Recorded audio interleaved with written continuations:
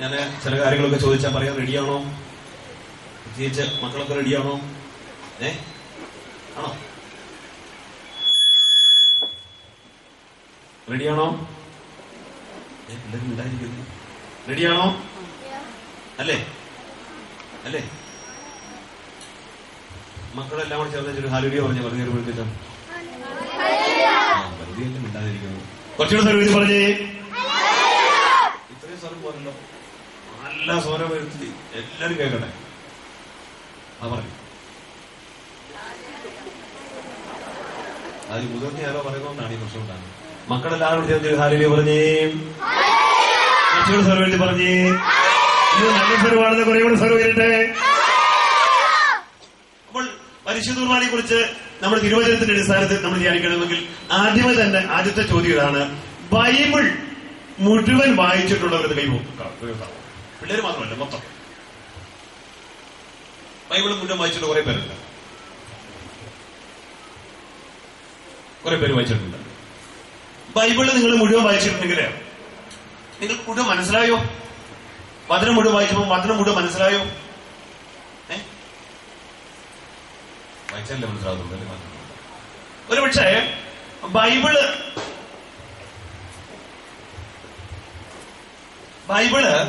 നമ്മൾ മൊത്തം വായിച്ചു കഴിയുമ്പോൾ നമുക്ക് മനസ്സിലാക്കാൻ വേണ്ടി ചിലപ്പോൾ ചില ബുദ്ധിമുട്ടുകളുണ്ട്.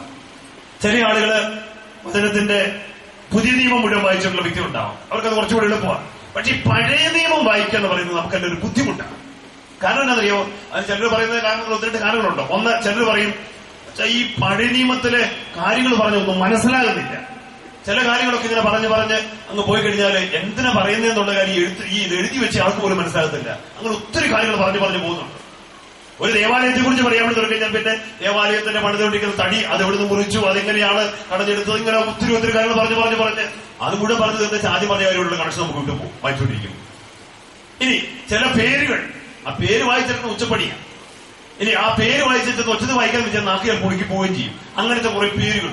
അപ്പൊ ഇത് വചനം വായിക്കുക എന്ന് പറയുന്നത് നമുക്കൊരു ബുദ്ധിമുട്ടായിട്ട് ഒരുപക്ഷെ നമുക്ക് അനുഭവപ്പെടുന്നുണ്ടാവാം.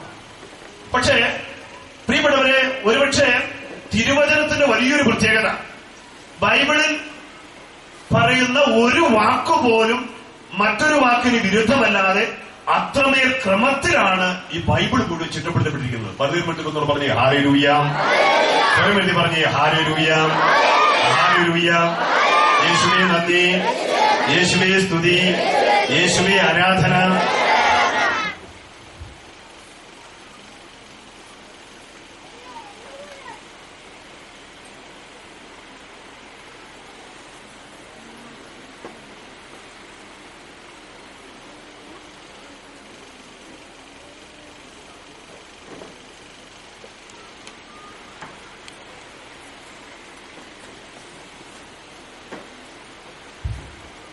പറഞ്ഞേ hallelujah, സ്വരവരുടെ hallelujah, hallelujah, hallelujah.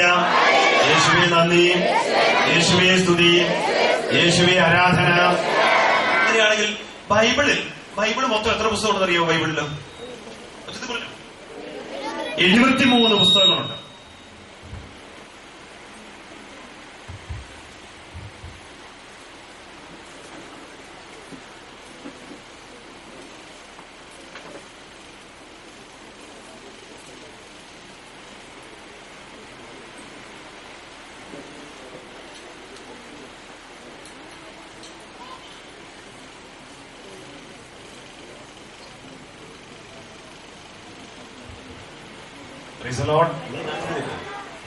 Sound ഒന്ന് ചെയ്യാൻ വേണ്ടിട്ട് ആ വലതേ വീട്ടിൽ 2 സ്തുതിയും പറഞ്ഞു, ഹല്ലേലൂയ പറഞ്ഞു.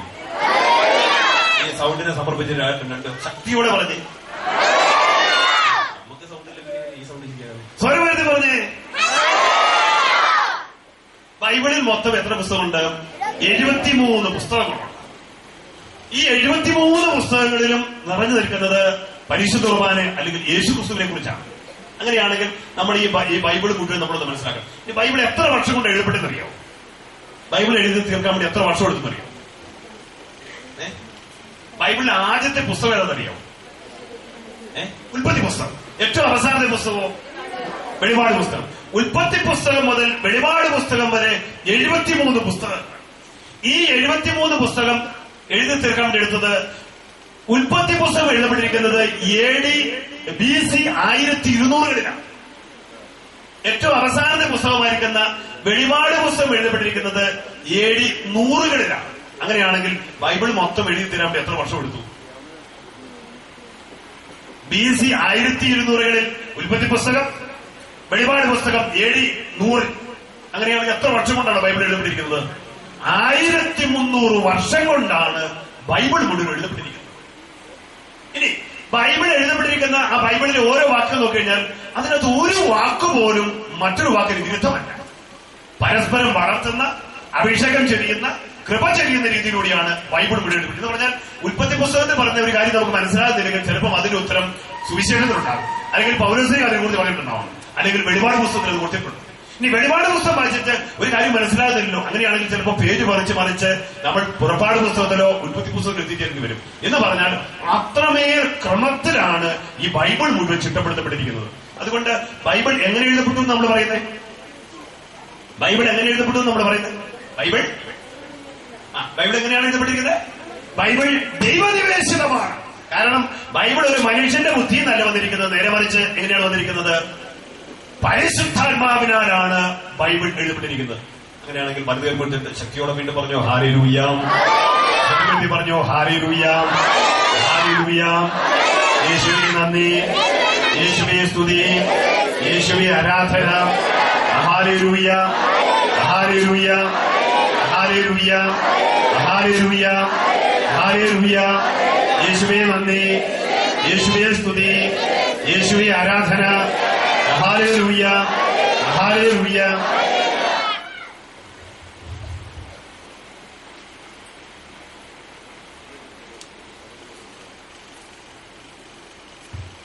Praise the Lord.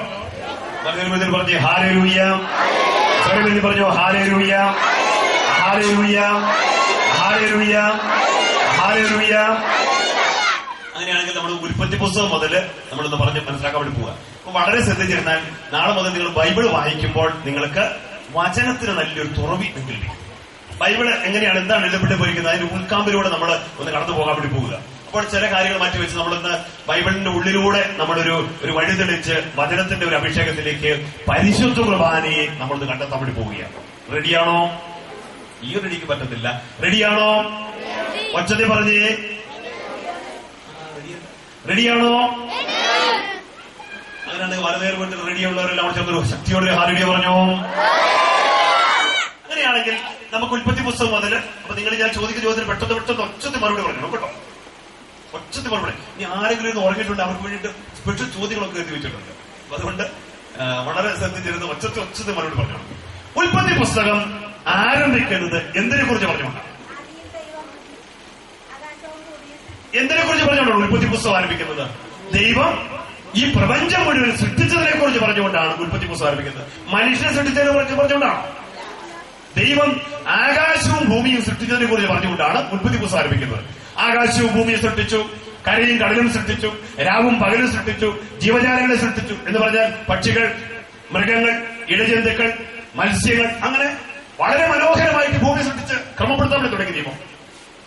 വീണ്ടും വൃക്ഷങ്ങൾ സൃഷ്ടിച്ചു, അതിൽ ഫലങ്ങൾ സൃഷ്ടിച്ചു, ചെടികൾ സൃഷ്ടിച്ചു, അതിൽ പൂക്കൾ സൃഷ്ടിച്ചു, നദികൾ സൃഷ്ടിച്ചു.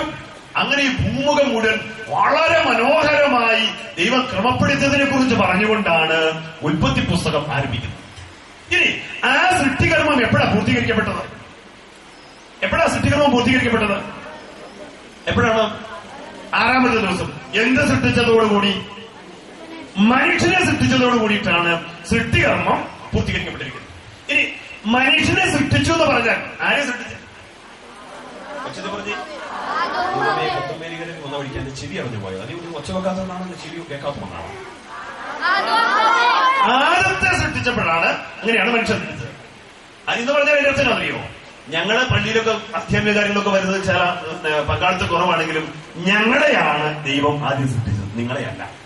ആരെയാണ് സൃഷ്ടിച്ചത്? തിരിച്ചുകൊണ്ടിരിക്കാതെ ഒച്ചത് പറയണം, നമ്മുടെ അഭിമാന പ്രശ്ന. ആരെയാണ് ദൈവം ആദ്യം സൃഷ്ടിച്ചത്? ഞങ്ങളെ ആദത്തെയാണ്. ചില വിവരം കുറവാണെങ്കിലും ഞങ്ങൾ തന്നെ ആദ്യം സൃഷ്ടിച്ചത്. ആദത്തെ ദൈവം ആദ്യം സൃഷ്ടിച്ചു. ഇനി ആദത്തെ എങ്ങനെയാ ദൈവം സൃഷ്ടിച്ചേ? മണ്ണിൽ നിന്ന് അത് പറയുമ്പോഴേ ഞങ്ങൾക്ക് വല്ലാത്ത വിഷമം. എന്തെല്ലാം നല്ല നല്ല കാര്യങ്ങളുണ്ടായിരുന്നു അല്ലേ? സ്വർണമോ വേണ്ട, വെള്ളി, ഏറ്റവും കുറഞ്ഞ പിച്ചള കൊണ്ടൊക്കെ സൃഷ്ടിക്കാൻ പാടില്ലായിരുന്നു. ദൈവം മനുഷ്യനെ സൃഷ്ടിച്ചത് എങ്ങനെയാണ്? ആദ്യത്തെ സൃഷ്ടിച്ചത് എങ്ങനെയാണ്? ഈ മണ്ണിൽ നിന്നാണ് ദൈവം സൃഷ്ടിച്ചത് എന്ന് പറഞ്ഞാൽ നിങ്ങൾക്ക് മനസ്സിലാക്കാൻ എളുപ്പത്തിൽ അല്പം ആലങ്കാരികമായിട്ട് ഇതിലേക്ക് പറഞ്ഞു പോകും കേട്ടോ. ഒരു ദിവസം നല്ല മഴയൊക്കെ പെയ്ത് ഈ ഭൂമി മുഴുവൻ, മണ്ണ് മുഴുവൻ ഇങ്ങനെ കുതിർന്നു കിടക്കുന്ന സമയത്ത് ദൈവം ഒരു മൺവെട്ടി തൂമ്പായി കൊണ്ട് വന്നിച്ച് കുറെ മണ്ണ് കുത്തിക്കുളച്ചു. എന്നിട്ട് എന്ത് ചെയ്തു? ആ കുതിർന്ന നനഞ്ഞ മണ്ണ് ചവിട്ടി കുഴച്ചു. എന്നിട്ട് ആരുടെ ഷേപ്പിലാണ് ദൈവം ആദ്യത്തെ സൃഷ്ടിച്ചത്? ദൈവത്തിന്റെ ഛായയിലും സദൃശ്യത്തിലും ദൈവം ആരെ സൃഷ്ടിച്ചു? ആദത്തെ സൃഷ്ടിച്ചു. എന്നിട്ട് ഈ ആദത്തെ ദൈവം എവിടെ കൊണ്ടുപോയി നിർത്തി? ഈ ആദത്തെ ഈ മണ്ണിൽ ദൈവം നിർത്തിയോ? കിഴക്ക് ഏതേലും മനോഹരമായൊരു തോട്ടമുണ്ടാക്കി ദൈവം ഈ ആദത്തെ ആ തോട്ടത്തിൽ കൊണ്ടുപോയി നിർത്തി. നിങ്ങൾക്കത് കുറച്ചുകൂടി മനസ്സിലാക്കാൻ എളുപ്പത്തിൽ അതൊന്നും കൂടെ ഞാൻ ചിത്രീകരിച്ച് പറയാം. നമ്മുടെ ദേവാലയം എന്ന് പറയുന്നത് ഭൂമിയുടെ പ്രതീകമാണ്. നമ്മുടെ ദേവാലയം ഇപ്പൊ നമ്മൾ മനസ്സിലാക്കാൻ എളുപ്പത്തിൽ ഈ ധ്യാന ഗ്രൗണ്ടും ഈ അൾത്താരകളും ചേർന്ന് ഈ ഭാഗമാണ് നമ്മുടെ ഇപ്പൊ ഭൂമി എന്ന് പറയുന്നത്. എന്ന് നമ്മുടെ ദേവാലയത്തിന്റെ ഘടന എങ്ങനെയാണ്? ദൈവം ആദ്യത്തെ സൃഷ്ടിച്ചത് ഈ മണ്ണിൽ നിന്നാണെന്ന് വിചാരിക്കുക. ഈ മണ്ണ് കൊത്തിക്കളച്ചാണ് ദൈവം ആദ്യത്തെ സൃഷ്ടിച്ചത്. എന്നിട്ട് ദൈവം ഈ ഭൂമി മുഴുവൻ സൃഷ്ടിച്ച എല്ലാ ജീവജാലങ്ങളെയും ഭൂമി മുഴുവൻ നിറച്ചു. അപ്പൊ നിങ്ങളിരിക്കുന്ന ഈ സ്ഥലത്ത് മുഴുവൻ ദൈവം എന്തിനെ കൊണ്ട് നിറച്ചു? നിങ്ങളിരിക്കുന്ന സ്ഥലം ഭൂമിയുടെ പ്രതീകമാണെങ്കിൽ ഈ ഭൂമി മുഴുവൻ ആരെ കൊണ്ട് നിറച്ചു? ദൈവം ജീവജാലങ്ങളെ കൊണ്ട്. എന്ന് പറഞ്ഞാല് കുറുക്കനും കഴുതയും കുരങ്ങും അങ്ങനെ എല്ലാം കൂടി ഇരിക്കുന്ന ആനയും കുതിരയും എല്ലാത്തിനും കൊണ്ട് ദൈവം ഈ ഭൂമി മുഴുവൻ നിറച്ചു. എന്നിട്ട് ആ ഭൂമിയിലെ മണ്ണ് കൊത്തിക്കളച്ചെടുത്ത് അതിൽ നിന്ന് മനുഷ്യനെ സൃഷ്ടിച്ചിട്ട് ആ മനുഷ്യനെ ഈ മണ്ണിൽ ദൈവം നിർത്തുന്നുണ്ടാവും. എവിടെ കൊണ്ടുപോയി നിർത്തി? ഏതൻ തോട്ടത്തിൽ. അങ്ങനെയാണെങ്കിൽ ഈ ധ്യാന ഗ്രൗണ്ടാണ് ഭൂമിയെങ്കിൽ ഈ ധ്യാന ഗ്രൗണ്ടിൽ ദൈവം മനുഷ്യൻ എവിടെ കൊണ്ടുപോയി നിർത്തിയിട്ടുണ്ടാവണം? എവിടെ കൊണ്ടുപോയി നിർത്തിയിട്ടുണ്ടാവണം?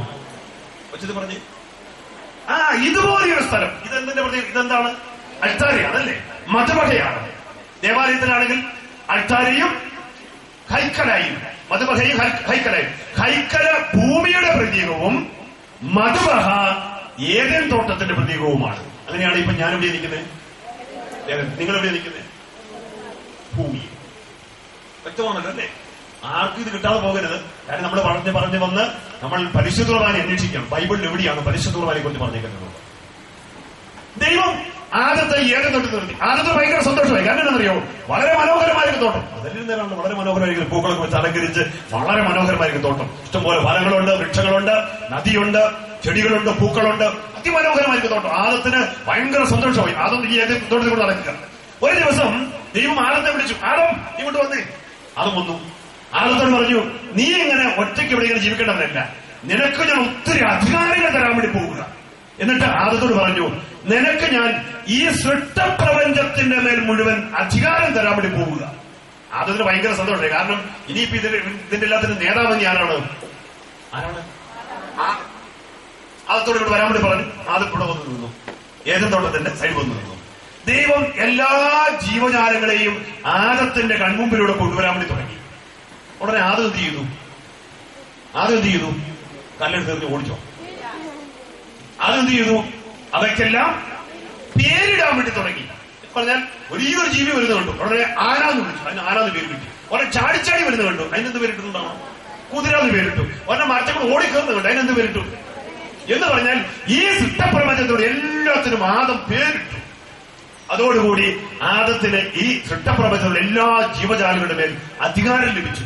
പേരിടുക എന്ന് പറഞ്ഞാൽ അതിന്റെ അർത്ഥം അധികാരം സ്ഥാപിച്ചു എന്നാണ് അതിന്റെ അർത്ഥം. നമ്മുടെയൊക്കെ പേരാറിയിട്ടെ? മക്കളുടെയൊക്കെ പേരാറിയിട്ടെ? ആരെയിട്ടെ? മാതാപിതാക്കന്മാരെ. പപ്പായും ആരാന്നിട്ട് അതില്ലേ അറിയാതിരിക്കുന്ന ആളാണല്ലോ ഇതിന്റെയൊക്കെ പേര്. ആരാ നമുക്ക് പേരിടുന്നാരാ? നമ്മുടെ മാതാപിതാക്കന്മാരാ പേരിടുന്നല്ലേ? മാതാപിതാക്കന്മാര് നമുക്ക് പേരിടുന്നതോടുകൂടി നമ്മുടെ മേൽ അവർക്ക് അധികാരം ലഭിക്കുക. വളരെ പറഞ്ഞു ഹല്ലേലൂയ. എല്ലാ അസ്വസ്ഥതകളും വിട്ടു പോട്ടെ. ഹല്ലേലൂയ. യേശുനാമത്തിന് മഹത്വമുണ്ടാകട്ടെ. ഹല്ലേലൂയ.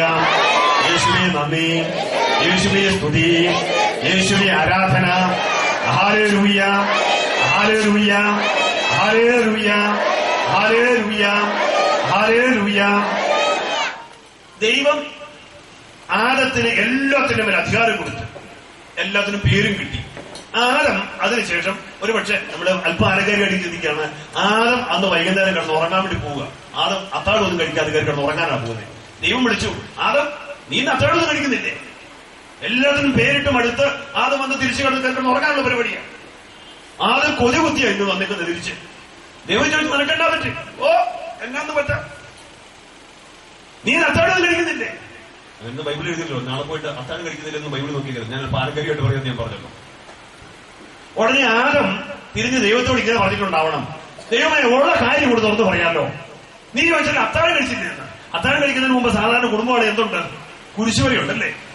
കുരിശു വരയ്ക്കുന്ന സമയത്ത് നന്മ നിറഞ്ഞ മറിയുമേ എന്നുള്ള പ്രാർത്ഥന ഞാൻ ചൊല്ലിയാൽ അതിന്റെ ബാക്കി ചൊല്ലാൻ വല്ലവരും ഉണ്ടോ അവിടെ? അതിനർത്ഥം എന്നാ?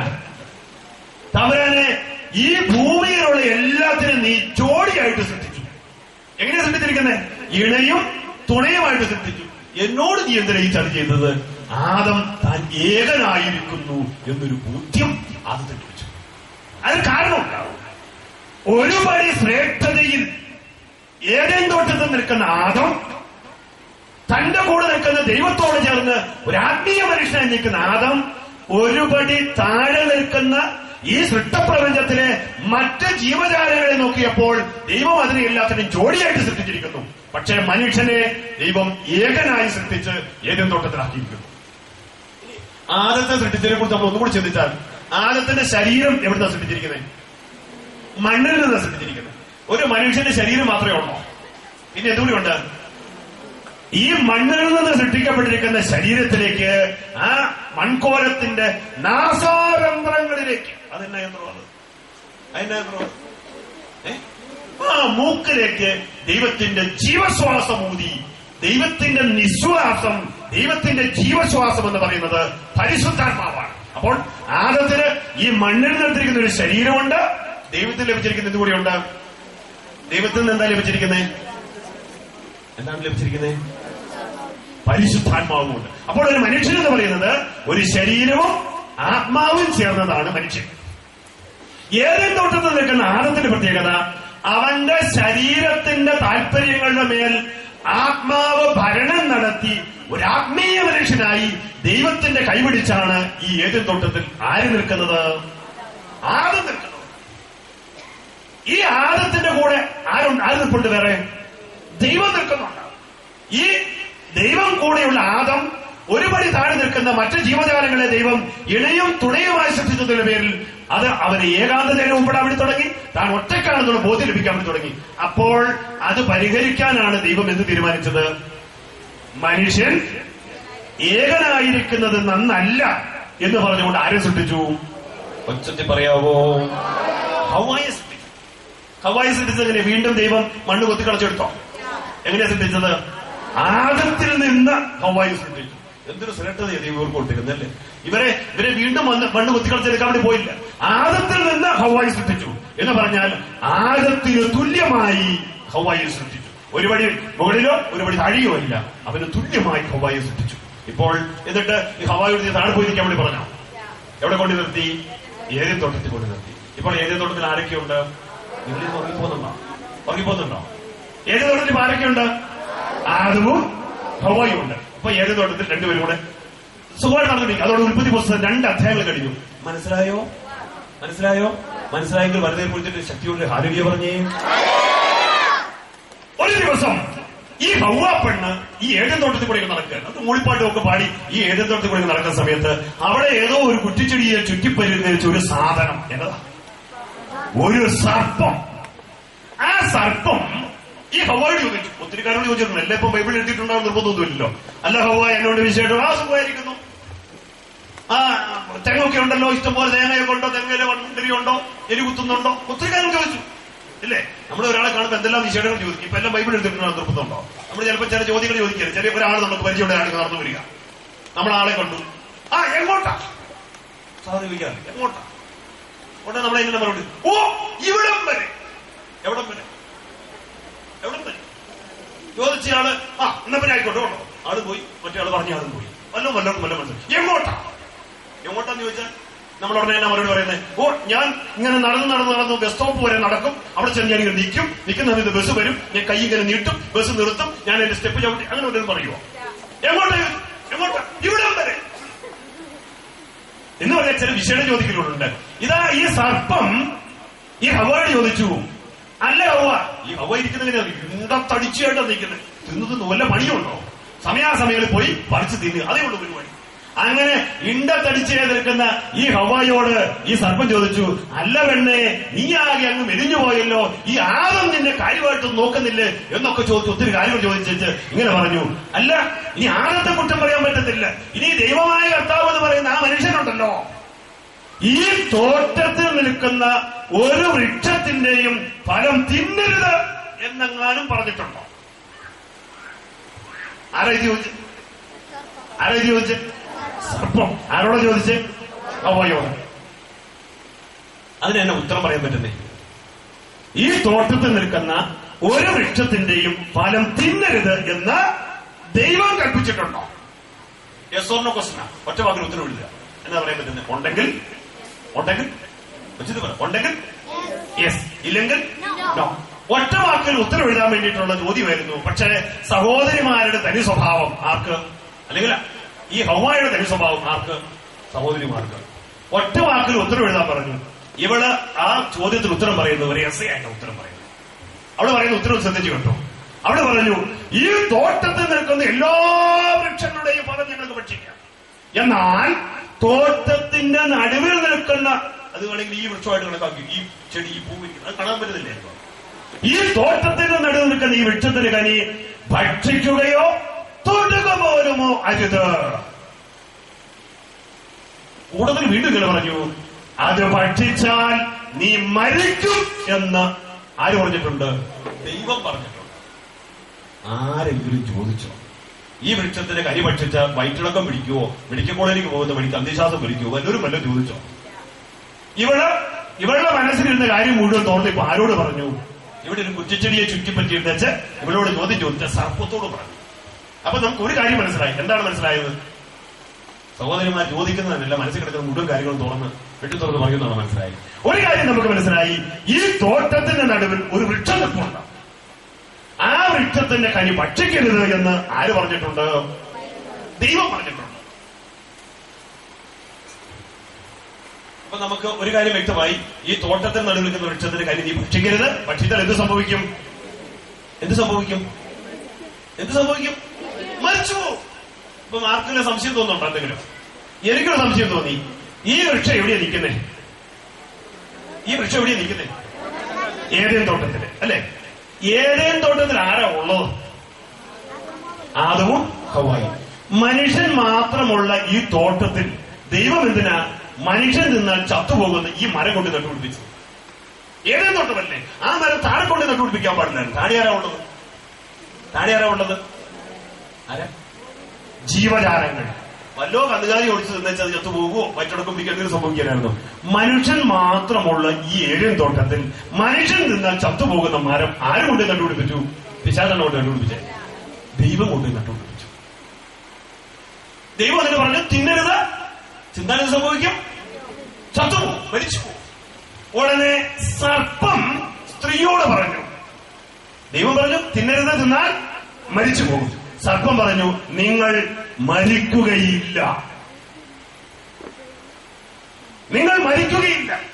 അത് തിന്നുന്ന ദിവസം നിങ്ങളുടെ കണ്ണുകൾ തുറക്കുമെന്നും നന്മയും തിന്മയും തിരിച്ചറിഞ്ഞ് നിങ്ങൾ പിശാചിനെ പോലെയാകുമെന്ന് ദൈവത്തിനറിയാം. അങ്ങനെയാണോ പറഞ്ഞത്? പിന്നെ എങ്ങനെ പറഞ്ഞേ? ദൈവത്തെ പോലെയാകുമെന്ന് ദൈവത്തിനറിയാം. അങ്ങനെയാണെങ്കിൽ നമ്മളത് തിന്നണോ വേണ്ടിയോ? അത് ഈ വൃക്ഷത്തിന് കനി ഭക്ഷിച്ചാൽ കണ്ണു തുറക്കുകയും നന്മയും തിന്മയും തിരിച്ചറിയാൻ വേണ്ടി പറ്റുകയും നമ്മൾ ദൈവത്തെ പോലെ ആകുകയും ചെയ്യുമെങ്കിൽ നമ്മളത് തിന്നണോ വേണ്ടിയോ? എന്തിനാ അധികം പറഞ്ഞു പോകുന്നേ? ഹവ്വപ്പെട്ടിന്റെ കാര്യം നിർത്ത്, അവിടെ നിൽക്കട്ടെ. ഇവിടെ ഇരിക്കുന്ന സഹോദരിമാരോട് ചോദിക്കുക, നിങ്ങളായിരുന്നു ഈ ഹവ്വയുടെ സ്ഥാനത്തെങ്കിൽ നിങ്ങൾ ആ വൃക്ഷത്തിന്റെ കനി പറിക്കുവോ തിന്നുവോ?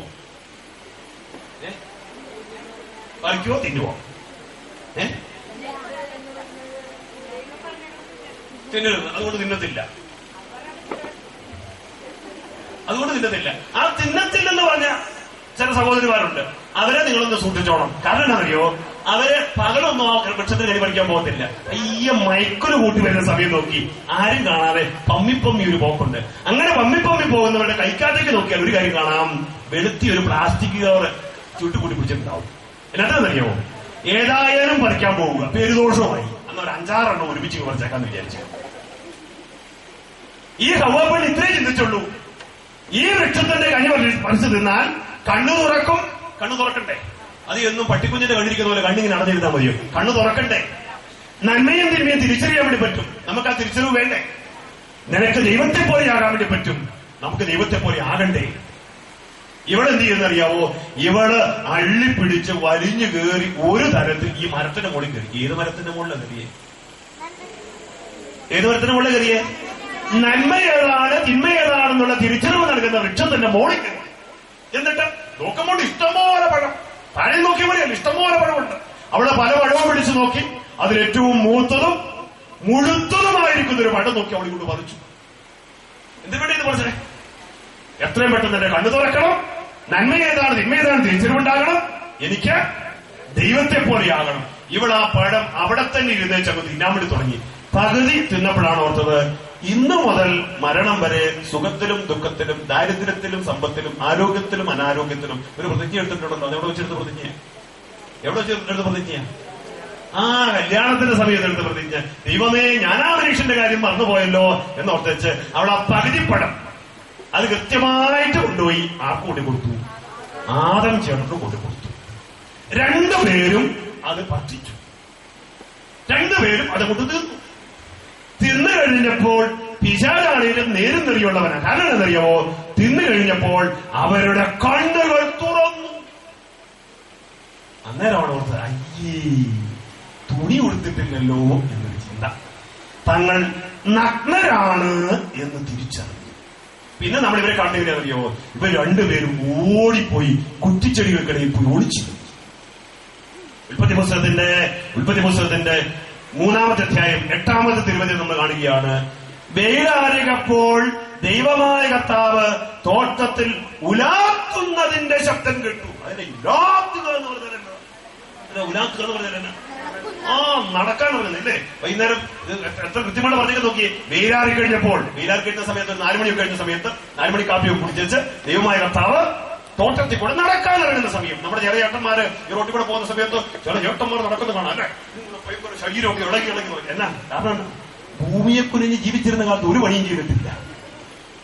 ഇപ്പം ചെറിയ ഏലക്കടൊക്കെ വന്ന് ആശുപത്രി ചെന്നപ്പോൾ ഡോക്ടർ പറഞ്ഞു, ഏറ്റവും കുറഞ്ഞത് വൈകുന്നേരം 2 കാലം നടന്നില്ലെങ്കിൽ ആള് തട്ടിപ്പോകാൻ വേണ്ടി തുടങ്ങും. പിറ്റേ ദിവസം മുതൽ ഒരു തരം നടപ്പുണ്ടല്ലേ, ഒരു ഉലാത്തനം എന്ന് പറഞ്ഞതുപോലെ വേരാറിയപ്പോൾ ദൈവമായ കർത്താവ് തോട്ടത്തിൽ കൂടെ കൊളസ്ട്രോൾ കുറയാൻ വേണ്ടി നടക്കാൻ ഇറങ്ങുന്ന സമയം.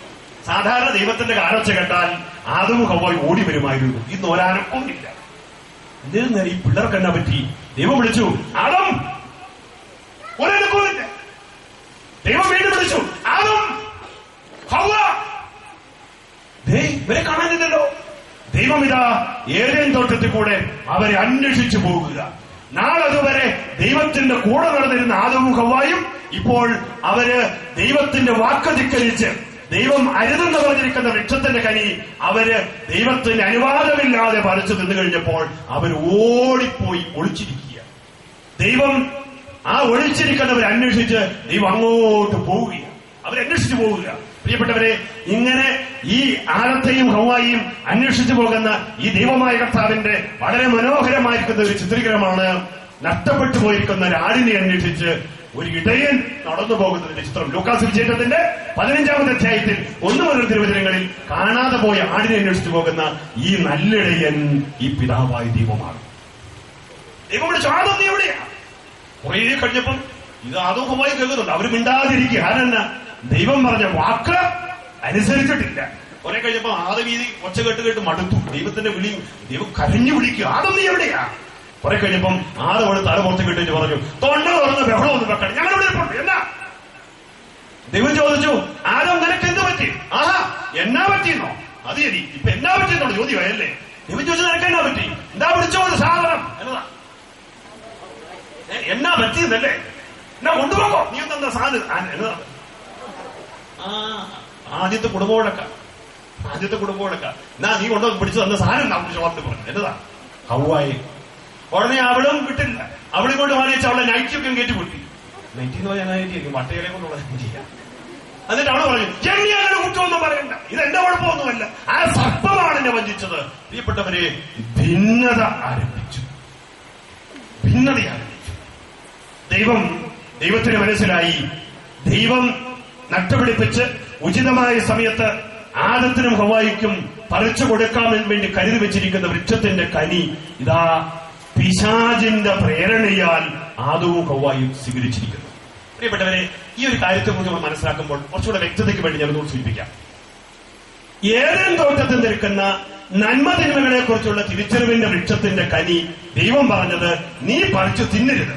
കാരണം നന്മ ഏതാണ് തിന്മ ഏതാണോ തിരിച്ചറിവ്, ആ ബോധ്യം ആരാ നമ്മളുടെ രൂപപ്പെടുത്തേണ്ടത്? നമ്മളാണോ നിശ്ചയിക്കുന്നത്? ആരാ രൂപപ്പെടുത്തേണ്ടത്? ദൈവമാണ് ആ ബോധ്യം നമുക്ക് തരേണ്ടത്. ഏതാണ് നന്മയെന്നും ഏതാണ് തിന്മയെന്നുള്ള ബോധ്യം നമ്മൾ സ്വയം നിശ്ചയിച്ചാൽ ആര് എങ്ങനെ നിശ്ചയിക്കും? എന്റെ ഇഷ്ടത്തിനനുസരിച്ച് നന്മയും തിന്മയിരിക്കും, അല്ലേ? പക്ഷേ എന്ന് പറഞ്ഞാൽ ദൈവം ഉചിതമായ സമയത്ത് നന്മതിന്മകളെ കുറിച്ചുള്ള ബോധ്യം കൊടുക്കാൻ വേണ്ടിയിരുന്നതാണ്. നമ്മുടെ തിരുവചനം നമ്മൾ ശ്രദ്ധിച്ചാൽ നമുക്ക് ഒരു കാര്യം മനസ്സിലാകും. ദൈവത്തിന്റേതായ ഒരു സമയമുണ്ട്. ദൈവം ഭൂമി സൃഷ്ടിച്ച പാടെ തന്നെ മനുഷ്യൻ സൃഷ്ടിച്ചോ? എപ്പോഴാണ് സൃഷ്ടിച്ചത്? എല്ലാം ക്രമപ്പെടുത്തി ഉചിതമായ സമയത്ത്. ആദത്തെ സൃഷ്ടിച്ച പാടെ തന്നെ ഹവ്വായെ സൃഷ്ടിച്ചോ? എപ്പോഴാണ് സൃഷ്ടിച്ചത്? ഉചിതമായ സമയത്ത്. അവന്റെ ജീവിതത്തിലേക്ക് ഒരു പങ്കാളി ആവശ്യമുണ്ടാകുന്ന ഉചിതമായ സമയത്ത് സൃഷ്ടിച്ചു. എന്ന് പറഞ്ഞതുപോലെ തന്നെ ദൈവം നന്മതിന്മകളെ കുറിച്ചുള്ള തിരിച്ചറിവിന്റെ വൃക്ഷം ഏദൻ തോട്ടത്തിൽ നട്ടുപിടിപ്പിച്ചെങ്കിലും ഉചിതമായ സമയത്ത് നന്മതിന്മകളെ കുറിച്ചുള്ള തിരിച്ചറിവ് ദൈവം മനുഷ്യന് കൊടുക്കാൻ വേണ്ടി ഇരുന്നതാണ്. അത് ഇങ്ങനെ മനസ്സിലാക്കിയാൽ മതി. നാളെ രാവിലെ ബ്രേക്ക്ഫാസ്റ്റ് കഴിഞ്ഞു കഴിയുമ്പോൾ ഈ നന്മതിന്മകളെ കുറിച്ചുള്ള തിരിച്ചറിവിന്റെ വൃക്ഷത്തിന് കരി പറിച്ച് ആ ബോധം മനുഷ്യന് കൊടുത്തേക്കാം എന്ന് ദൈവം വിചാരിച്ചു. പക്ഷെ ഇന്ന് വൈകുന്നേരം അത്താഴം കഴിഞ്ഞപ്പോൾ ആര് പറിച്ചു കൊടുത്തു? പിശാച് അത് പറിച്ചു. എന്നിട്ട് ദൈവത്തിന് ആദത്തിന് ഹവ്വായ്ക്ക് കൊടുത്തു. ഇനി പിശാചാണ് നന്മതിന്മകളെ കുറിച്ചുള്ള തിരിച്ചറിവിന്റെ വൃക്ഷത്തിന്റെ കനി പറിച്ചു കൊടുക്കുന്നതെങ്കിൽ പിശാച് പറഞ്ഞു കൊടുക്കുന്ന നന്മ ദൈവത്തിന്റെ എന്തായിരിക്കും? ദൈവത്തെ സംബന്ധിച്ചിടത്തോളം എന്തായിരിക്കും? കൊച്ചത്തിൽ പറഞ്ഞേ, തിന്മയായിരിക്കും. പിശാച് ചെയ്യരുതെന്ന് പറയുന്ന തിന്മ ദൈവത്തെ സംബന്ധിച്ചിടത്തോളം എന്നതായിരിക്കും? നന്മയായിരിക്കും. എന്ന് പറഞ്ഞാൽ ദൈവം കൊടുക്കേണ്ട നന്മതിന്മകളെ കുറിച്ചുള്ള തിരിച്ചറിവിന് പകരം ഇപ്പോൾ പിശാച് തെറ്റായ തിരിച്ചറിവ് പറഞ്ഞു കൊടുത്തിരിക്കുന്നു. നന്മകളെയല്ല, ദൈവത്തിന്റെ നന്മകളെയെല്ലാം തിന്മയായും തിന്മയെയെല്ലാം നന്മയായും തെറ്റിദ്ധരിപ്പിച്ച് അർത്ഥത്തിന് ഹവ്വായ്ക്ക് പറഞ്ഞു കൊടുത്തു. മനസ്സിലാകുന്നുണ്ടോ? മനസ്സിലായവർ മാത്രം കൈ ഉയർത്താവോ? എല്ലാവരും ശ്രദ്ധിച്ചിട്ടുണ്ട്. പരിശോധനമോ നന്ന് കരമടിച്ച് ദൈവത്തെ മുഖപ്പെടുത്താവോ? തെറ്റായ തിരിച്ചറിവ് പിശാച് കൊടുത്തിരിക്കുന്നു. ദൈവം ഉൽപ്പത്തി പുസ്തകത്തിന്റെ 3-ാമത്തെ അധ്യായം 22, 23, 24 തിരുവചനങ്ങളിൽ ദൈവം പറയുകയാണ്, മനുഷ്യനിതാ നന്മയും തിന്മയും തിരിച്ചറിഞ്ഞ് നമ്മൾ ഒരുവരെ പോലെയായിരിക്കുന്നു. ആരാണ് നമ്മൾ ഒരുവൻ? തിരിച്ചറിവുള്ളവരിൽ ഒരുവരെ പോലെയായിരിക്കുന്നു. ആർക്കൊക്കെയാണ് തിരിച്ചറിവുള്ളത്? ദൈവത്തിന് നേരായ തിരിച്ചറിവും പിശാചിന് തിരിച്ചറിവുണ്ട്. പിശാചിന് തിരിച്ചറിവ് എന്താണ്? തെറ്റായ തിരിച്ചറിവുണ്ട്. മനുഷ്യൻ ഇപ്പോൾ തിരിച്ചറിവുള്ളവനായിട്ട് മാറിയിരിക്കുന്നു. ആര് കൊടുത്ത തിരിച്ചറിവ് മനുഷ്യൻ സ്വീകരിച്ചിരിക്കുന്നേ? ആരിൽ നിന്നാ മനുഷ്യൻ തിരിച്ചറിവ് സ്വീകരിച്ചിരിക്കുന്നേ? പിശാചിൽ നിന്ന് തെറ്റായ തിരിച്ചറിവ് സ്വീകരിച്ചിരിക്കുന്നു. ദൈവം പറയുകയാണ്, മനുഷ്യനിതാ നന്മയും തിന്മയും തിരിച്ചറിഞ്ഞ് തിരിച്ചറിവുള്ളവരിൽ ഒരുവനെ പോലെയായിരിക്കുന്നു. ഇനി അവൻ കൈനീട്ടി ജീവന്റെ വൃക്ഷത്തിലൂടെ പറിച്ചു തിന്ന്. ഇപ്പൊ ഇവിടെ വേറൊരു മരത്തിപ്പുണ്ട്. ഇതേതാ മരം? എന്താ പറഞ്ഞേ? ഇതെന്നതായത്? അപ്പൊ ഇതെന്നതാ? വച്ചത് പറഞ്ഞേ, നന്മ തിന്മകളെ കുറിച്ചുള്ള തിരിച്ചറിവ് വൃക്ഷം. ദൈവം ഇപ്പം പറയുകയാണ്, മനുഷ്യനിതാ നന്മയും തിന്മയും തിരിച്ചറിഞ്ഞ് നമ്മൾ ഒരുവരെ പോലെയായിരിക്കുന്നു. തിരിച്ചറിവുള്ളവരോട് ഒരുവരെ പോലെയായിരിക്കുന്നു. ആര് കൊടുത്ത തിരിച്ചറിവ്? പിശാച് കൊടുത്ത തിരിച്ചറിവ്. ഇനി അവൻ കൈനീട്ടി ജീവന്റെ വൃക്ഷത്തിലൂടെ പറിച്ചു തിന്ന് അമർത്യനാകാൻ ഇടയാകരുത്. അപ്പോൾ ഈ മരത്തിന്റെ കൈ പഠിച്ചാൽ എന്ത് സംഭവിക്കും? നമുക്ക് സംഭവിക്കും? ഉച്ചത്തിൽ പറഞ്ഞേ, അമർത്യത ഉണ്ടാകും. അമർത്യത എന്ന് പറഞ്ഞതിന്റെ അർത്ഥം തന്നെ പിന്നെ മനുഷ്യൻ മരിക്കത്തില്ല, ഇങ്ങനെ ജീവിക്കുന്ന അവസ്ഥയുണ്ടാകും. എന്തുകൊണ്ടായിരിക്കണം ദൈവം ഇപ്പൊ ഇങ്ങനെ പറഞ്ഞത്? മനുഷ്യൻ ഇനി കൈനീട്ടി ജീവന്റെ വൃക്ഷത്തിലൂടെ പറിച്ചു തിന്ന് അമർത്യത നേടരുത്, അല്ലെങ്കിൽ മരിക്കാത്ത അവസ്ഥ ഉണ്ടാകരുത് എന്ന് പറയാൻ കാരണം എന്നാണ് ആർക്കും പറയാമോ? പിശാച് കൊടുത്തിരിക്കുന്ന തെറ്റായ തിരിച്ചറിവോടുകൂടി ഈ ജീവന്റെ വൃക്ഷത്തോട് പറിച്ചു നിന്ന് അമർത്യത പ്രാപിച്ച മനുഷ്യൻ ലോകാവസാനം വരെ ആരെപ്പോലെയായി പോകും? ആരെപ്പോലെയായി പോകും? ഒച്ചത് പറഞ്ഞ് പിശാചിനെ പോലെയായി പോകും. ഉറപ്പാണല്ലോ. അങ്ങനെയാണെങ്കിൽ ഏദൻ തോട്ടത്തിൽ വെച്ച് മനുഷ്യനെ കുറിച്ച് ദൈവത്തിനുണ്ടായിരുന്ന യഥാർത്ഥമായ പദ്ധതി എന്നാന്ന് ആർക്കെങ്കിലും പറയാമോ? ഒച്ചത് പറഞ്ഞു ആർക്കും പറയാമോ? ഏദൻ തോട്ടത്തിൽ വെച്ച് ദൈവത്തിന് മനുഷ്യനെ കുറിച്ചുണ്ടായിരുന്ന യഥാർത്ഥമായ പദ്ധതി എന്തായിരുന്നെന്ന് ആർക്കെങ്കിലും പറയാമോ? എന്തോ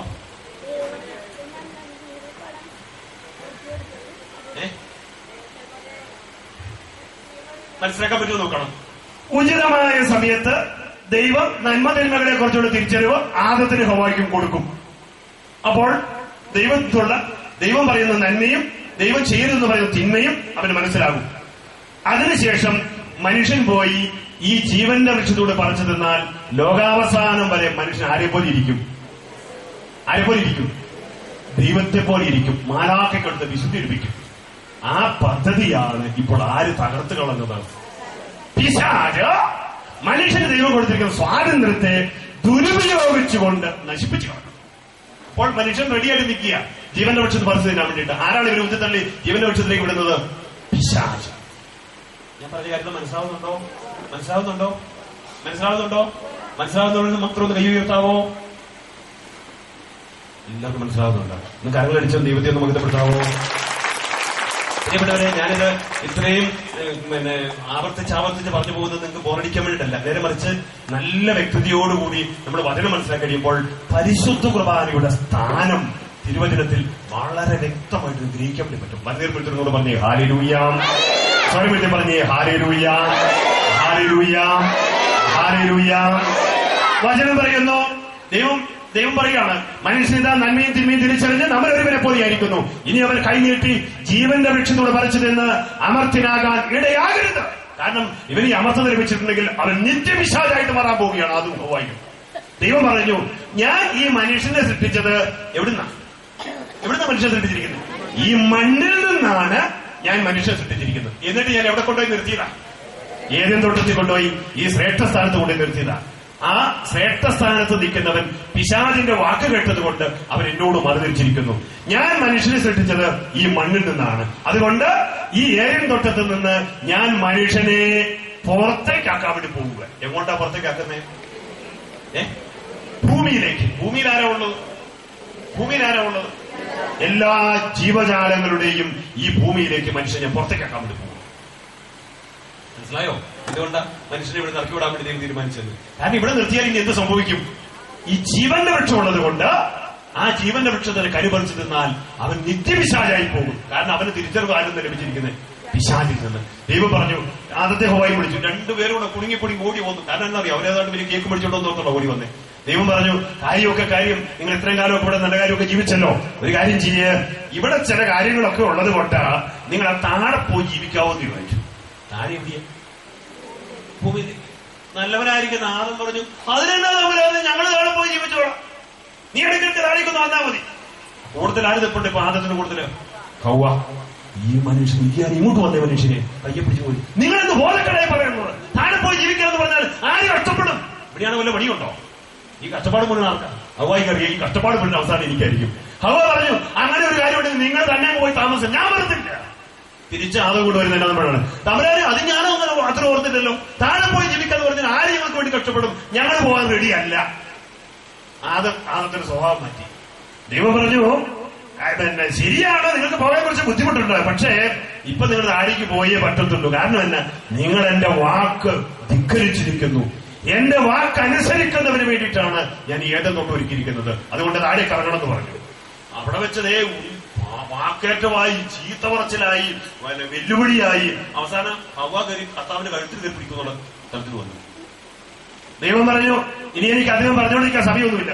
നിങ്ങൾ താഴേക്ക് ഇറങ്ങുന്നോ ഞാൻ ഇറക്കണോ?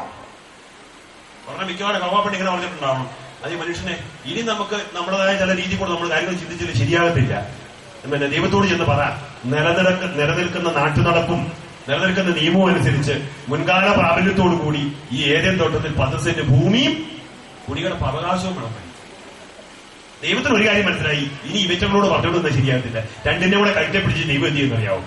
അങ്ങോട്ട് ഇട്ടു, ഭൂമിയിലേക്ക് ഇട്ടു. ഇവിടെ നിർത്തിയ ശരിയാകത്തില്ല. എന്നിട്ട് അങ്ങോട്ടിട്ട് റബ്ബർ പന്ത് വെച്ച് പറഞ്ഞ പോലെ അതേ വരുന്ന രണ്ടും കൂടെ ദൈവം തിരിച്ചു കൊണ്ടുവരുന്നു. ദൈവം എന്ത് ചെയ്യുന്നറിയാമോ? ഈ ഏതൻ തോട്ടത്തിന്റെ വാതിലങ്ങോട്ട് അടച്ചു. രണ്ടും കൂടെ വന്നേച്ച് വാതിൽ ഇടിച്ചു പൊളിക്കാനുള്ള ശ്രമമാണ്. ദൈവത്തിന് മനസ്സിലായി ഒരുപക്ഷെ അവർ അഭിനയം കാണിക്കും. ദൈവം എന്ത് ചെയ്യുന്നറിയാമോ? കെരൂബുകളെ വിളിച്ചു. ആരാണ് കെരൂബുകൾ? കാവൽമാലാഖമാരെ വിളിച്ചു. എന്നിട്ട് പറഞ്ഞു തോക്കും പിടിച്ചോണ്ടെങ്കിൽ നിന്നോളാൻ പറഞ്ഞു. കാവൽമാലാഖമാർ വന്നിച്ച് പട്ടാളക്കാർ തിരിക്കുന്നവരെ കൊണ്ട് നിന്നു. ഏതൻ തോട്ടം അടച്ചു പൂട്ടി. ഞാനിങ്ങനെ വിചാരിക്കുകയാണ്, എന്റെ പൊട്ടബുദ്ധി ചിന്തിക്കുന്ന കേട്ടോ, നിങ്ങൾ സീരിയസ് ആയിട്ടൊന്നും എടുത്തേക്കരുത്. ദൈവത്തിന് തോന്നിയിട്ടുണ്ടാവണം ഈ മാലാഖേനെ അത്രയ്ക്കൊന്നും വിശ്വസിക്കാൻ പറ്റത്തില്ല. പണ്ടൊരു മാലാഖ വഴിതെറ്റിയതാണ് ആരായി പോയത്? പിശാചായി പോയത്. അതുകൊണ്ട് ദൈവം എന്തായെന്നറിയാവോ? ഈ ഏദൻ തോട്ടത്തിന്റെ വാതിൽക്കൽ ഒരു വാള് അങ്ങ് സ്ഥാപിച്ചു. ആ വാളിന്റെ പ്രത്യേകത, അത് 4 വശത്തേക്കും ഇങ്ങനെ കറങ്ങിക്കൊണ്ടിരിക്കുക. 4 വശത്തേക്ക് കറങ്ങിക്കൊണ്ടിരിക്കുക. അതിൽ തീ ചൊലിച്ചുകൊണ്ടിരിക്കുക. ആരെങ്കിലും കണ്ണു വെട്ടിച്ച് ഇങ്ങോട്ട് കയറി വന്നാൽ ഈ വാളിന്റെ കണ്ണിൽ പെടും, പീസാക്കി കളയും. ഏദൻ തോട്ടം അടച്ചുപൂട്ടി. ദൈവം താക്കോലുമായിട്ട് ഏദൻ തോട്ടത്തിലേക്ക്. അപ്പം ദൈവം സൃഷ്ടിച്ചിരിക്കുന്ന മനുഷ്യൻ ആദോഹമായി ഇപ്പൊ എവിടെയാ നിൽക്കുന്നത്? ഭൂമിയിൽ. ഭൂമിയിൽ ആരാ ഉള്ളത്? ജീവജാലങ്ങൾ. ഇപ്പോൾ ഏദൻ തോട്ടത്തിൽ ഉള്ളിനാരാ ഉള്ളത്? ദൈവം ഏദൻ തോട്ടത്തിലുണ്ട്. പിന്നെ നിങ്ങൾക്ക് ഏദൻ തോട്ടത്തിൽ പരിചയമുള്ള എല്ലാവർക്കും ഉണ്ട്. അതെന്ത് വൃക്ഷമാണ്? നന്മ തിന്മകളെ കുറിച്ചുള്ള തിരിച്ചറിവിന്റെ വൃക്ഷം. ഇതാരാണ് നട്ടുപിടിപ്പിച്ചത്? ദൈവം നട്ടുപിടിപ്പിച്ചു. ദൈവം നട്ടുപിടിപ്പിച്ചിരിക്കുന്ന ഈ വൃക്ഷത്തിന്റെ കനി ആദത്തിന് ഹവ്വായ്ക്ക് പറിച്ചു കൊടുത്തത് ആരാണ്? പിശാച്. ദൈവം ഈ വൃക്ഷത്തിന്റെ കനി പറിക്കുന്നുണ്ടോ? ഉണ്ടോ? ഇല്ല. വേറെ എന്നോട് പരിചയമുള്ളത് ജീവന്റെ വൃക്ഷം. ഈ വൃക്ഷം ആരാണ് നട്ടുപിടിപ്പിച്ചത്? ദൈവം നട്ടുപിടിപ്പിച്ചു. ഈ വൃക്ഷത്തിന്റെ കനി ആരാണ് പറിക്കുന്നത്? ആരെങ്കിലും പറിച്ചോ? ഇല്ല. ദൈവം പറിച്ചോ? പിശാച് പറിച്ചോ? ആദം പറിച്ചോ? ഹവ്വ? ആരും പറിച്ചിട്ടില്ല. ആദം ഹവ്വ ഇപ്പൊ എവിടെ നിൽക്കുന്നത്? ഇത്രയും കാര്യങ്ങൾ വ്യക്തമായോ? മനസ്സിലായോ? ഇന്ന് കരകളടിച്ച് ദൈവത്തെ ഒന്ന് മുഖത്തപ്പെടുത്താമോ? നമ്മൾ എന്തിനെക്കുറിച്ചാണ് ധ്യാനിക്കുന്നത്? ഞാൻ കാട് കയറി പെട്ടെന്ന് പോയതായിട്ട് തോന്നുന്നുണ്ടോ? ഒരു കാട് കയറി പോകുന്നില്ല. കൃത്യമായിട്ട് വഴിക്കൂടെ തന്നെയാണ് വരുന്നത്. കേട്ടോ ഞാൻ പറഞ്ഞു വരുന്നത്, നമ്മുടെ പരിശുദ്ധ കുർബാന അന്വേഷിക്കുക. പുറത്താക്കപ്പെട്ടിരിക്കുന്ന ആദത്തിനും ഹവ്വായ്ക്കും 2 മക്കള്. പേര് പറഞ്ഞോ? കായേനും ആബേലും. ഈ കായേനും ആബേലും എന്ന് പറയുന്നത് ആദത്തിന്റെയും ഹവ്വായുടെയും നേരിട്ട് 2 മക്കളെന്ന നിലയിലല്ല നമ്മൾ മനസ്സിലാക്കേണ്ടത്. ബൈബിൾ വായിക്കുമ്പോൾ ഉൽപ്പത്തി പുസ്തകത്തിന്റെ 1 മുതൽ 11 വരെയുള്ള അധ്യായങ്ങൾ ചരിത്രമല്ല, ചരിത്രാതീത കാലഘട്ടത്തിലെ ചില സംഭവങ്ങൾ കഥകളിലൂടെയും പാരമ്പര്യങ്ങളിലൂടെയും അത് ചിത്രീകരിക്കപ്പെട്ടിരിക്കുക. എന്ന് പറഞ്ഞാൽ അതൊന്നും ചരിത്രമല്ലെന്ന്, കഥകളാണ്, ഐതിഹ്യങ്ങളാണ്. എന്തിനാണ് ഈ കഥയും ഐതിഹ്യവും? ദൈവം സൃഷ്ടിച്ചു, ദൈവം പരിപാലിച്ചു, മനുഷ്യൻ പാപം ചെയ്തപ്പോൾ അവൻ വഴിതെറ്റിപ്പോയി. മനുഷ്യകുലത്തിന്റെ ചരിത്രത്തിന്റെ ആരംഭദേശി കുറിക്കുന്ന മനോഹരമായിരിക്കുന്ന കഥകളാണ്. ഈ കഥ ആരെഴുതിയ കഥയാണ്? മനുഷ്യനുണ്ടാക്കിയ കഥയാണോ? ദൈവം നിർദ്ദേശിപ്പിച്ചപ്പോൾ മനുഷ്യർ പകർന്നു കൊടുത്തിരിക്കുന്ന കഥകളാണ്. പുറത്താക്കപ്പെട്ടിരിക്കുന്ന ആദത്തിനും ഹവ്വായ്ക്കും 2 മക്കൾ എന്ന് പറഞ്ഞാൽ അവര് ആദത്തിന്റെ സന്തതി പരമ്പര 2 പ്രതീകങ്ങളാണ്. കായേൻ പ്രതീകവും ആബേൽ പ്രതീകവും. ഈ 2 സന്തതിയുടെയും പ്രത്യേകത, അവർ ഈ ഭൂമിയിൽ ജീവിക്കുക. കായേൻ എന്തായിരുന്നു ജോലി? അവർ കൃഷിക്കാരനായിരുന്നു. ആബേലോ ആട്ടിടയനായിരുന്നു, ഇടയനായിരുന്നു. ഇവർ 2 പേരും ഈ ഭൂമിയിൽ ജീവിച്ചുകൊണ്ടിരിക്കുമ്പോൾ ഏദൻ തോട്ടത്തിൽ നിൽക്കുന്ന ദൈവത്തോടുള്ള അവരുടെ മനോഭാവം വെളിപ്പെടുത്താനുള്ള ഉചിതമായ സമയമോ എന്ന് പറഞ്ഞാൽ ദൈവത്തിന് ബലിയർപ്പിക്കേണ്ട സമയം എന്ന് പറഞ്ഞാൽ ദൈവത്തോടുള്ള അവരുടെ മനോഭാവം വെളിപ്പെടുത്തുന്ന സമയമാണ്. 2 പേരും ബലിപീഠങ്ങൾ പണിതു. കായേൻ അവരുണ്ടായിരുന്ന കൃഷിയിടത്തില് കുറെ പുഴുകുത്തിയതും എരി തുരന്നതും ചീഞ്ഞതും ഒക്കെയായിട്ട് കുറെ വിഭവങ്ങൾ കൊണ്ടുവന്ന് ബലിപീഠത്തിലടുക്കി. ആബേലാകട്ടെ തന്റെ ആട്ടിൻപറ്റത്തിൽ നിന്ന് കൊഴുത്ത ഒരു ആട്ടിൻകുട്ടിയെ പിടിച്ച് അതിന്റെ കൊഴുപ്പുള്ള ഭാഗങ്ങൾ, ശ്രേഷ്ഠമായ ഭാഗങ്ങൾ ബലിപീഠത്തിൽ സമർപ്പിച്ചു. എന്ന് പറഞ്ഞാൽ 2 മനോഭാവങ്ങളാണ്. ദൈവത്തോടുള്ള 2 മനോഭാവങ്ങൾ. ഒരുത്തം പറഞ്ഞ ന്യായീകരണം യുക്തിവാദിയെ പോലെ അവൻ പറയുന്നത്. അവൻ പറയുന്നത് അറിയാമോ? ദൈവത്തിന്റെ അഗ്നി കൊണ്ട് വന്ന് ഇറങ്ങി കഴിയുമ്പോൾ അത് കത്തിപ്പോകത്തില്ലേ? കത്തിപ്പോകുന്നത് ചീഞ്ഞതാണെന്നെ പുഴുകുത്തിയതാണെന്നെ യുക്തിയാവും പറയുന്നത്. വേറൊരുത്തം പറഞ്ഞത് എന്താണെന്നറിയാമോ? ദൈവത്തിന് കൊടുക്കുമ്പോൾ നമ്മൾ നല്ലതേ കൊടുക്കാവൂ. ദൈവം ആരുടെ ബലി സ്വീകരിച്ചു? ഏദൻ തോട്ടത്തേക്ക് ദൈവം ഈ കായേന്റെയും ആബേലിന്റെ ബലി അർപ്പിക്കപ്പെട്ടപ്പോൾ ആരുടെ ബലി സ്വീകരിച്ചു? ആബേലിന്റെ ബലി സ്വീകരിച്ചു. അപ്പോൾ ആർക്ക് ആബേലിനോട് കോപമായി? കായീന് കോപമായി. ആ കോപം അവസാനം എന്തിൽ അഭിഷേധിച്ചു? ആ ആബേലിനെ കായീൻ കൊന്നുകളഞ്ഞു. ഇപ്പൊ ആരഭിഷേധിച്ചു? ഇനി ആരാ അഭിഷേധിക്കുന്നത്? കായീൻ അഭിഷേധിച്ചിരിക്കുന്നു. കായീന് ദൈവത്തോട് താല്പര്യമുള്ള വ്യക്തിയാണോ കായീൻ? കായീൻ ഒരു ചെടിക മനുഷ്യന്റെ പ്രതീകമാണ്. ആബേലോ ഒരു ആത്മീയ മനുഷ്യന്റെ പ്രതീകമായിരുന്നു. അവൻ നശിപ്പിക്കപ്പെട്ടു, അവനെ കൊന്നുകളഞ്ഞു. അവശേഷിച്ചിരിക്കുന്ന കായീൻ. പിന്നെ നമ്മൾ കാണുന്നത് ഈ കായീന്റെ തിന്മ നിറഞ്ഞിരിക്കുന്ന ചെടിക മനുഷ്യരുടെ സന്തതി പരമ്പര ലോകം മുഴുവൻ പിരികാൻ വേണ്ടി തുടങ്ങി. വചനം പറയുകയാണ്, ലോകത്ത് മുഴുവൻ തിന്മ നിറയാൻ വേണ്ടി തുടങ്ങി. ദൃഷ്ടിവെളിവുള്ള ഒരൊറ്റ മനുഷ്യനെ കാണാനില്ല. ലോകത്ത് മുഴുവൻ തിന്മ കൊണ്ട് നിറഞ്ഞു. കാരണം ഇവരെല്ലാം ആരുടെ മക്കളാണ്? ആരുടെ മക്കളാണ്? കായീന്റെ മക്കളാണ്. ദൈവം നോക്കുമ്പോൾ ലോകത്ത് ഒരു നല്ല മനുഷ്യന്റെ പൊടി പോലും കാണാനില്ല. ഒരുവനുണ്ടായിരുന്നു. ആരായിരുന്നു ഉണ്ടായിരുന്നത്? ആബേൽ. അവൻ കൊലയിപ്പെടുകയും ചെയ്തു. ദൈവം ഇങ്ങനെ നോക്കി ഇരിക്കുന്ന സമയത്ത് ദൈവം ഒരു നല്ല മനുഷ്യനെ കണ്ടുപിടിച്ചു. പേര് പറയാവോ? ഒച്ചത്തെ പറയാവോ? ഉൽപ്പത്തി പുസ്തകത്തിന്റെ 6-ാമത്തെ അധ്യായം നമ്മൾ കാണുകയാണ്. നോഹ എന്ന് പറയുന്ന ഒരു മനുഷ്യനെ ദൈവം കണ്ടുപിടിച്ചു. അവൻ ഭൂമിയിലാണ് ജീവിക്കുന്നതെങ്കിലും ഏദൻ തോട്ടത്തേക്ക് ദൈവത്തോട് ഗാഢമായ ഒരു സ്നേഹവും ഭയവും ഭക്തിയും ഒക്കെ ഉള്ള വ്യക്തി. ദൈവത്തിന് സന്തോഷമായി. ഈ നോഹയ്ക്ക് ആരുടെ സ്വഭാവമായിരുന്നിരിക്കണം? ആബേലിന്റെ സ്വഭാവമുള്ള നോഹ. നോഹയോട് ദൈവം പറഞ്ഞു, നീ വലിയൊരു പെട്ടകം ഉണ്ടാക്കാൻ വേണ്ടി പറഞ്ഞു. നോഹ വലിയൊരു പെട്ടകം ഉണ്ടാക്കി. എന്നിട്ട് പറഞ്ഞു, നീ നിന്റെ കുടുംബവും പ്രവേശിച്ചോ, എല്ലാ ജീവജാലങ്ങളും ഓരോ ജോഡി വഴി പ്രവേശിച്ചോട്ടെ എന്ന് പറഞ്ഞു. ഈ പെട്ടകം നിറഞ്ഞു. 40 ദിനരാത്രങ്ങൾ മഴ പെയ്തപ്പോൾ പയ്യെ ഈ പെട്ടകം വിളകി ആകാശത്തേക്ക് ഉയരാൻ വേണ്ടി തുടങ്ങി. അപ്പോൾ ലോകത്ത് എന്ത് സംഭവിച്ചു? കായീന്റെ സന്തതി പരമ്പരയായിരിക്കുന്ന തിന്മ നിറഞ്ഞ ജനത മുഴുവൻ ഈ പ്രളയ ജലത്തിൽ മുങ്ങി ചത്തുപോയി. 140-150 ദിവസം കഴിഞ്ഞപ്പോൾ ഈ പെട്ടകം ചെന്നൊരു മലമുകളിൽ ഉറക്കുന്ന സമയത്ത് പിന്നീട് ആരെ അഭിഷേധിച്ചിട്ടുണ്ട്? ദൈവത്തോട് ആഭിമുഖ്യമുള്ള നോഹയും നോഹയുടെ കുടുംബവും. ഉൽപ്പത്തി പുസ്തകത്തിന്റെ 6 മുതലുള്ള തിരുവചനം നമ്മൾ കാണുകയാണ്. പിന്നീട് കായീന്റെ വംശം മുഴുവൻ അവസാനിച്ചു. ഇപ്പൊ നോഹയിലൂടെ ദൈവം ഒരു പുതിയ ജനതയെ വളർത്തിയെടുക്കുക. മനസ്സിലാവുന്നുണ്ടോ? ഇറങ്ങിപ്പോകുന്നുണ്ടോ? നോഹയിലൂടെ ഒരു പുതിയ ജനതയെ ദൈവം വളർത്തിയെടുത്തു. എന്നിട്ട് അവരെ എല്ലാം ഒരുമിച്ച് കൂട്ടി. വലിയൊരു ജനത, വലിയ കൺവെൻഷൻ പോലെ വലിയൊരു ജനതയെ ഒരുമിച്ച് കൂട്ടി. എന്നിട്ട് ദൈവം അവർക്കൊരു നേതാവിനെ കൊടുത്തു. ആ നേതാവിന്റെ പേരെന്ന് പറയാമോ? ഒരു നേതാവിനെ കൊടുത്തു. ഞാൻ എല്ലാവർക്കും പറയാൻ എളുപ്പത്തിന് ആ നേതാവിന് ഒരു ക്ലൂ തരാം. ആ നേതാവ്, ആ ഒരുമിച്ച് കൂട്ടപ്പെട്ട ജനത വിശ്വാസികളുടെ ഗണം എന്നാണ് അറിയപ്പെട്ടത്. അങ്ങനെയാണെങ്കിൽ അവരുടെ നേതാവ് ആരാണ്? വചനത്തിൽ പറഞ്ഞേ, അബ്രാഹാം ആരാണ്? വിശ്വാസികളുടെ പിതാവായിരിക്കുന്ന അബ്രാഹാം. ദൈവം ഈ അബ്രാഹത്തോട് പറഞ്ഞു, അബ്രാഹാം, എന്റെ ഈ ജനതയെ കൊണ്ട് ഞാൻ കാണിച്ചു തരുന്ന ഒരു ദേശത്തേക്ക് നീ പോണെന്ന് പറഞ്ഞു. ഏത് ദേശത്തേക്ക്? ദൂരെ കാനാൻ എന്ന് പറയുന്ന ദേശമുണ്ട്. ആ ദേശത്തേക്ക് ഈ ജനതയെ കൊണ്ട് പോകണം. ഏത് ജനതയും കൊണ്ട്? നോഹയുടെ സന്തതി പരമ്പരയായി ദൈവം വളർത്തിയെടുത്തിരിക്കുന്ന വിശ്വാസികളുടെ ഗണത്തെ കൊണ്ട് പോണമെന്ന് ദൈവം ആരോട് പറഞ്ഞു? മോശയോട് പറഞ്ഞു. ആരോട് പറഞ്ഞു? അബ്രാഹത്തോട് പറഞ്ഞു. അബ്രാഹാം അവരെ കൊണ്ട് വലിയ യാത്ര തുടരുക. അബ്രാഹത്തിന് ശേഷം പിന്നീട് ആരാണ് അവരെ നേതൃത്വം ഏറ്റെടുക്കുന്നത്? പൂർവ്വപിതാക്കന്മാരുടെ പേരെന്ന് ഓർക്കാമോ? അബ്രാഹത്തിന് ശേഷം ഇസഹാക്ക്, ഇസഹാക്കിന് ശേഷം യാക്കോബ്. യാക്കോബിന്റെ സമയത്ത് ദൈവം ഈ ജനത്തിന് പേരിട്ടല്ലോ, ഇസ്രായേൽ. അവരാണ് ഇസ്രായേൽ ജനം. ദൈവത്തിന് ഹാലേലൂയ പറഞ്ഞേ, കുറച്ചുകൂടെ സ്വരൂപത്തിൽ പറഞ്ഞേ. ഇസ്രായേൽ എന്ന് പറയുന്നത് ആരാണ്? ഇസ്രായേൽ ജനം എന്ന് പറയുന്നത് കായീന്റെ സന്തതി പരമ്പരയെ മുഴുവൻ ദൈവം നശിപ്പിച്ച് നോഹയിലൂടെ ഒരു വലിയ ജനതയെ വളർത്തിയെടുത്ത് അബ്രാഹത്തിലൂടെ നയിച്ച് ഇസ്ഹാക്കിലൂടെ നയിച്ച് യാക്കോബിന്റെ സമയത്ത് ഈ കാനാൻ ദേശത്തേക്ക് നയിക്കപ്പെടുന്ന ഈ ജനതയുടെ പേരാണ് ഇസ്രായേൽ. ദൈവത്തിന്റെ സ്വന്തം ജനമായിട്ട് ദൈവം ആ ജനതയെ തെരഞ്ഞെടുത്തു. എന്നിട്ട് ഈ യാക്കോബിന് ശേഷം പിന്നീട് ആരാണ് ഈ ജനതയെ നയിക്കുന്നത് അറിയാം? യാക്കോബിന് ശേഷം ആരാണ് നയിക്കുന്നത്? ഇവിടെ മിടുക്കന്മാർ പിള്ളേരുണ്ട്. അവർ നല്ല കൃത്യമായിട്ട് മറുപടി പറയുന്നുണ്ട്. ആരാണ് നയിക്കുന്നത്? ജോസഫ്. എന്ന് പറഞ്ഞാൽ യാക്കോബ്